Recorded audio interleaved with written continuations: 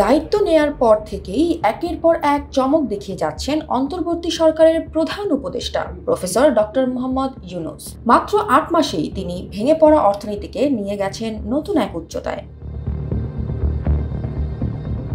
Doctor ইউনূসের নেতৃত্বে দেশের remittance প্রবাহে উল্লেখযোগ্য বৃদ্ধি হয়েছে। ২০২৫ সালের মার্চ মাসে প্রবাসী আয়ের পরিমাণ ২৯৪ কোটি মার্কিন ডলারে পৌঁছেছে, যা পূর্বের সকল রেকর্ড অতিক্রম করেছে। এর ফলে দেশের বৈদেশিক মুদ্রায় রিজার্ভ ২৫০০ কোটি ডলারেরও বেশি হয়েছে। বিদ্যুৎ খাতে তার কৌশলগত পদক্ষেপের ফলে দেশ জুড়ে লোডশেডিংয়ের ক্ষমতা অনেকাংশেই কমে গেছে। বিশেষ করে আদানি পাওয়ার কোম্পানির সঙ্গে বকেয়া নিষ্পত্তির মাধ্যমে বিদ্যুৎ সরবরাহ পুনরায় স্বাভাবিক হয়েছে।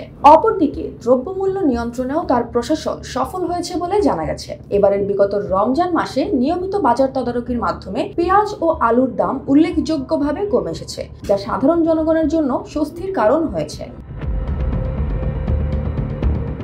রোহিঙ্গা সংকট মোকাবেলায় ডক্টর ইউনূস জাতিসংঘ মহাসচিবকে বাংলাদেশে আমন্ত্রণ জানিয়ে তাদের করুণ পরিস্থিতি সরাসরি প্রদর্শন করেন। এর ফলে রোহিঙ্গাদের খাদ্য সহায়তা পুনরায় নিশ্চিত হয়েছে এবং যুক্তরাষ্ট্র অতিরিক্ত ৭৩ মিলিয়ন ডলারের সহায়তা ঘোষণা করেছে।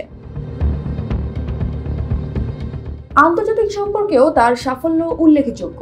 চীন সফরের মাধ্যমে বাংলাদেশ ২০২৮ সাল পর্যন্ত শুল্কমুক্ত রপ্তানি সুবিধা অর্জন করেছে এবং বিভিন্ন অবকাঠামো প্রকল্পে চীনের আর্থিক সহায়তা নিশ্চিত হয়েছে।